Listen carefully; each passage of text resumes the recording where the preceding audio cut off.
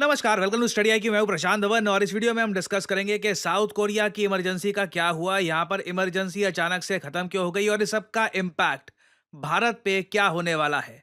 Now पहली बात तो ना, दुनिया भर का मीडिया आज के समय ये बात दिख रहा है कि 3 दिसंबर 2024 ये एक ऐसी तारीख है जो साउथ कोरिया लंबे समय तक भुला नहीं पाएगा। रीजन इसका बहुत ही सिंपल है, क्योंकि साउथ कोरिया, इनके जो प्रेसिडेंट हैं यून सुक योल, इन्होंने इस तारीख को अटेम्प्ट किया कि ये खुद को बना देंगे साउथ कोरिया का डिक्टेटर। इन्होंने अचानक से ये अनाउंस कर दिया कि इनके सिवाय जो भी पॉलिटिकल पार्टी है साउथ कोरिया में, मतलब कि साउथ कोरिया के जो विपक्षी दल है आज के समय, सब लोग बिक चुके हैं, नॉर्थ कोरिया से इन्फ्लुएंस हो चुके हैं और इसलिए इनको जेल में डालने की आवश्यकता है। मार्शल लॉ घोषित करने की आवश्यकता है। मार्शल लॉ में आपको पता होगा, आर्मी पुलिस ये सड़कों पर उतर जाती है, सिविलियन गवर्नमेंट बंद हो जाती है, इमरजेंसी तक घोषित कर दी गई थी। एक बार को लग रहा था कि इनका जो तख्ता पलट है, बिल्कुल ये एक कू ही था। यून सुक योल जो करना चाहते थे यहाँ पर, इट वॉज ए कू। ये ऑलमोस्ट सक्सेसफुल हो गए थे। इन्होंने जो मिलिट्री थी साउथ कोरिया की, ये साउथ कोरिया के पार्लियामेंट में भेज दी थी। मगर लास्ट मोमेंट पर क्या होता है कि साउथ कोरिया के कई मेंबर ऑफ पार्लियामेंट, जिनमें से कई लोग तो लिटरली खिड़कियां तोड़कर कैसे भी करके पार्लियामेंट में गए, उन्होंने एक मोशन पास कर दिया विद इन पार्लियामेंट और वहां पे उन्होंने पार्लियामेंट के अंदर रिजेक्ट कर दिया अपने प्रेसिडेंट का मार्शल लॉ। और उसके बाद देखो, किसी भी देश में ना, जब तख्ता पलट करना हो, जब आर्मी को टेक ओवर करना हो, तो आर्मी कंप्लीटली अगर प्रेसिडेंट या फिर आर्मी जनरल जो भी तख्ता पलट कर रहा है उसके साथ खड़ी है, तभी तख्ता पलट होगा। साउथ कोरिया के केस में क्या हुआ कि जो मिलिट्री ऑफिशियल्स तख्ता पलट कर रहे थे, जो ये सरकारी बिल्डिंगें कब्जा रहे थे, इनमें से कुछ लोग तो यून सुक योल के साथ थे, मगर कुछ लोग डाउट में आ गए कि क्या हम सही कर रहे हैं, क्या ये तख्ता पलट करना चाहिए। और यहीं पर यून सुक योल कमजोर पड़ गए। इनका जो तख्ता पलट करने का प्लान था यहीं पर फेल होना स्टार्ट हो गया।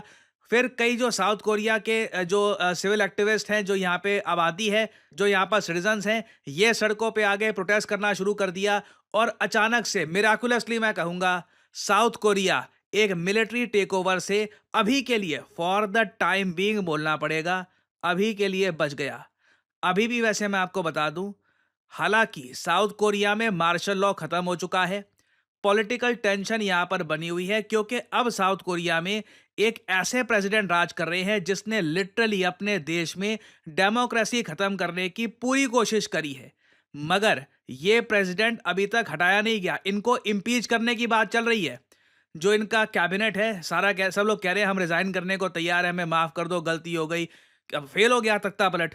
जब एक बार को कोशिश कर रहे थे, एवरीवन वाज ऑन बोर्ड, मगर जब तख्ता पलट फेल हो गया, तो अब इसके बाद देखिए इन पर प्रेशर है कि क्या यून सुक यूल ये भी रिजाइन कर लेंगे, या फिर अगर ये बने रहते हैं पावर में तो फिर क्या होगा। यूएसए ने बाय द वे अपनी तरफ से ये बोला है कि जो भी अमेरिकन सिटीजन आज के समय साउथ कोरिया में हैं, और बहुत सारे अमेरिकन हैं, वो as tourist, as students, as businessman ये जाते हैं साउथ कोरिया में, तो यूएस एम्बेसी ने सबके लिए इमरजेंसी अलर्ट इशू किया है और ये कहा है कि आप बिल्कुल ध्यान से रहिए, अभी भी सिचुएशन नॉर्मल हुई नहीं है। और अगर यहाँ पे आप ये क्वेश्चन पूछ रहे हैं, मगर अब क्या प्रॉब्लम है, इमरजेंसी लगाई गई और जो भी यहाँ पे कू करने की कोशिश करी गई थी, ये सब तो फेल हो गया ना, अब तो डेमोक्रेसी रिस्टोर हो चुकी है। देखिए अभी भी साउथ कोरिया एक बहुत ही ज्यादा नाजुक मोड़ पे है, और इसलिए ना सिर्फ यूएस, इवन चाइनीज एम्बेसी ने भी अपने सिटीजन्स को ये कहा है कि प्लीज ध्यान रखिएगा, एक्सरसाइज फुल कॉशन, क्योंकि अभी भी एक ऐसा प्रेसिडेंट साउथ कोरिया में बैठा है जिसने अपने देश में तख्ता पलट करने की कोशिश करी थी। मार्शल लॉ बिना लोगों से पूछे, बिना अपने बाकी जो पॉलिटिशियंस है किसी से पूछे बिना मार्शल लॉ लगाने की कोशिश करी थी। और अभी भी देखो, एक सबसे बड़ी प्रॉब्लम यहाँ पर साउथ कोरिया में ये भी बनी हुई है कि आप इनका इतिहास देखोगे ना, तो बहुत खराब है। लोग समझते हैं कि साउथ कोरिया हमेशा से एक बहुत ज्यादा फ्लॉलेस डेमोक्रेसी रही है। मैं आपको साउथ कोरिया का जो इतिहास है ना, कि किस तरीके से बार बार यहाँ पे प्रेसिडेंट्स को हटाया गया, आर्मी ने टेक ओवर कर लिया काफी बार, ये जो इतिहास आप पढ़ोगे उसके बाद आप समझ जाओगे कि क्यों यूएस, चाइना और दुनिया के बहुत सारे कंट्रीज इस वक्त बहुत कॉशस हैं और अपने नागरिकों को कह रहे हैं कि अभी भी कुछ पता नहीं है, कि कुछ सडनली कुछ हो जाए, तो इसलिए ध्यान रखिएगा। साउथ कोरिया के जो सबसे पहले प्रेसिडेंट थे ली सुंगमान, इन पर देखिए करप्शन के इतने चार्जेस लगे और इनकी खुद की जनता इनसे इतनी तंग आ चुकी थी कि हैवी प्रोटेस्ट की वजह से इनको अपनी कुर्सी छोड़नी पड़ी बिना अपनी टर्म खत्म किए। उसके बाद जो इनके सेकंड प्रेसिडेंट आए, यून बोसोंग, उनको अपने ही देश की आर्मी ने ओवरथ्रो कर दिया। फिर अगले प्रेसिडेंट आए, पार्क चौन ही, इनको मार डाला गया। उसके बाद एक एक करके आप अगर देखो बहुत सारे जो इनके प्रेसिडेंट्स आए हैं, किसी को मिलिट्री के तख्ता पलट ने हटा दिया, किसी को डेथ सेंटेंस दे दी गई क्योंकि उस पे करप्शन के चार्जेस लग गए या फिर वेरियस और टाइप के चार्जेस लग गए। एक लंबी लिस्ट आपको मिलेगी साउथ कोरियन प्रेसिडेंट्स की और मोस्ट रिसेंटली अगर हम देखें तो पार्क ग्यून हुए, ये 2013 से लेकर 2016 तक साउथ कोरिया के प्रेसिडेंट थे। इनको इम्पीच किया गया। रीजन क्या था कि ये हैवी स्केल पर करप्शन कर रहे थे और 24 साल तक इनको जेल हो गई। आज भी ये जेल में है। तो साउथ कोरिया का देखिए एक लंबा इतिहास रहा है। कई बार यहाँ पे मिलिट्री अपने आप टेक ओवर कर लेती है। डेमोक्रेसी में जो भी इनकी इलेक्टेड गवर्नमेंट है उसको पीछे कर देगी, या फिर इनके जो भी प्रेसिडेंट है उनको गोली मार दी जाएगी, या फिर अगर कोई नई पॉलिटिकल पार्टी पावर में आ गई तो पुराने प्रेसिडेंट को जेल में भेज देंगे लंबे समय के लिए। ये बहुत ही ज्यादा कॉमन अकरेंस है साउथ कोरिया में। और इसलिए मैंने प्रीवियस वीडियो में आपको कहा था, ये जो डेमोक्रेसी इंडेक्स बनते हैं वहां पर साउथ कोरिया को फुल डेमोक्रेसी दिखाना, इंडिया को फ्लॉट डेमोक्रेसी दिखाना, ये अजीब लगता है ना। क्या हम ये कह सकते हैं कि इंडिया की डेमोक्रेसी में कोई दिक्कत ही नहीं है, हमारा कंट्री बिल्कुल परफेक्ट है? बिल्कुल नहीं। हमारी कंट्री में भी हमें इम्प्रूवमेंट की आवश्यकता है।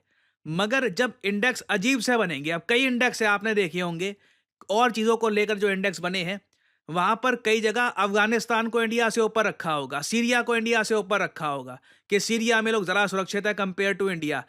तो ऐसे इंडेक्स देखकर अजीब लगता है। जो एक क्रिटिसिज्म होना चाहिए सही तरीके से हो, सही रैंकिंग इंडिया को मिले, उसके हिसाब से हम देख पाएंगे कहाँ इंप्रूवमेंट करनी है। बट जिन कंट्रीज में एक हिस्ट्री रही है कि यहाँ पे डेमोक्रेसी टिकती नहीं है लंबे समय तक और इनके प्रेसिडेंट 24-25 साल के लिए जेल में चले जाते हैं, उनको आप अगर इंडिया से कई गुना ऊपर रखोगे। और फिर अभी रिसेंटली जो केस हुआ है जो इनके प्रेसिडेंट ने, आई मीन आज 2024 में इंटरनेट के युग में अपने देश में इन्होंने तख्ता पलट करने की कोशिश करी। और by the way south Korea एक बहुत ज़्यादा इंपॉर्टेंट कंट्री है, एशिया का एक मैं कहूँगा बहुत इंपॉर्टेंट इकोनॉमी है। सैमसंग जैसी बड़ी कंपनीज यहाँ से निकलती है। ऐसे देश में तख्ता पलट ऑलमोस्ट हो ही गया था। तो ऐसे केसेस में अजीब लगता है कि फिर साउथ कोरिया को लंबे समय तक एक फुल डेमोक्रेसी क्यों दिखाया गया। और ऐसा भी नहीं है कि जो ये तख्ता पलट है अचानक से करने की कोशिश करी गई है। As I showed you earlier, इनके यहाँ एक लंबी हिस्ट्री रही है इस सब की। नाउ अगर हम बात करें कि जो भी साउथ कोरिया में हुआ है, आप मेरे समझ गए कि साउथ कोरिया में हुआ क्या है। अब इसका इम्पैक्ट भारत पे क्या होगा, मैं आपको बताता हूँ क्या होने वाला है। ऑलरेडी, और अगेन ये सिर्फ मेरी स्टेटमेंट नहीं है, जो भी यूएस या फिर यूरोप के स्टॉक मार्केट एक्सपर्ट्स हैं या फिर जो इन्वेस्टमेंट्स के यहाँ पर बहुत बड़े गुरुज हैं, सब लोगों ने एक बात कही है कि साउथ कोरिया से अब बड़े निवेशक धीरे धीरे पैसा निकालना स्टार्ट कर देंगे और दुनिया में पैसा निवेश करने के लिए ज़रा जगह बची नहीं है। इंडिया में एक बहुत मैं कहूँगा बड़े स्केल पर पैसा आ सकता है। इन्होंने यहाँ पर कहा है Indian market to emerge as a safe haven amidst emerging market turbulence. जो साउथ कोरिया में भी रिसेंटली हुआ, उसके अलावा भी आप अगर देखो तो साउथ कोरिया में लंबे समय से काफ़ी प्रॉब्लम्स हैं। अभी रिसेंटली इनका जो ये एपिसोड हुआ है तख्ता पलट का, इसकी वजह से जो इनकी मार्केट्स हैं ये भी थोड़ी गिर गई थी। जो इनकी करेंसी है वॉन, उसमें भी कुछ गिरावट आई थी। तो अभी साउथ कोरिया वहाँ पे स्टेबलाइज करने की कोशिश करेगा अपनी करेंसी। बट डेफिनेटली कई निवेशक अब सडनली साउथ कोरिया को देखेंगे कि ये कंट्री में कभी भी कुछ भी हो सकता है। अगर अचानक से इनका एक सिटिंग प्रेसिडेंट अपनी कुर्सी बचाने के लिए या फिर अपनी पावर को और ज़्यादा इंक्रीज करने के लिए तख्ता पलट करने की कोशिश कर सकता है। So anything can happen in the future. तो इसका देखिए एक इम्पैक्ट पड़ेगा इंडिया पे। बहुत सारे इंटरनेशनल इन्वेस्टर्स कल को साउथ कोरिया की जगह इंडिया या परहैप्स वियतनाम या वेरियस और जो कंट्रीज हैं वहां पर निवेश धीरे धीरे करेंगे। और ये देखिए वैसे भी एक नेचुरल है, क्योंकि इससे पहले एक वीडियो में आपको बता चुका हूं मैं कि साउथ कोरिया माना जा रहा है कि दुनिया का पहला देश होगा जो ऑल टुगेदर दुनिया से गायब हो सकता है, क्योंकि आबादी यहाँ पर इतनी तेजी से गिर रही है कि इसका एक बहुत ही बड़ा इम्पैक्ट इस कंट्री पे दिखेगा आने वाले दशकों में। सो अगेन देखिए ये एक काफ़ी ज़रा खराब न्यूज़ है साउथ कोरिया के लिए।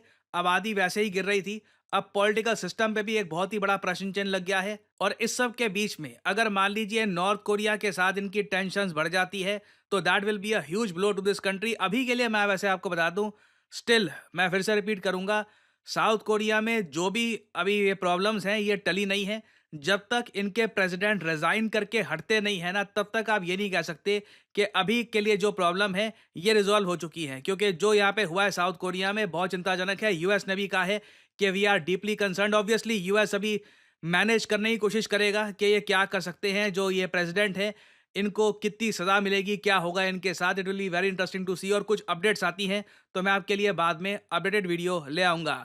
और फाइनली यहाँ पे आप लोगों से मैं एक सवाल पूछूंगा। देखिए, एक देश है जिसके प्रेसिडेंट ने रिसेंटली अपने बेटे को माफ कर दिया। बेसिकली इस कंट्री में सिस्टम है कि प्रेसिडेंट पार्डन कर सकता है अपने देश के किसी भी नागरिक को अगर उसने कानून तोड़ा है। तो इस देश के प्रेसिडेंट ने ये जो पावर है ये अपने बेटे के लिए इस्तेमाल करी। कि 74% लोगों ने कहा है कि ये गलत उपयोग किया जा रहा है प्रेसिडेंट की पावर का खुद के बेटे को बचाने के लिए। स्पेशली जब उनके बेटे के जो लैपटॉप में से ऐसी वीडियो सामने आई हैं कि वो बहुत बड़े अय्याश थे, ड्रग्स वगैरह दुनिया भर की जो खराब चीज़ें हैं उसमें इंडल्ज वो कर रहे थे।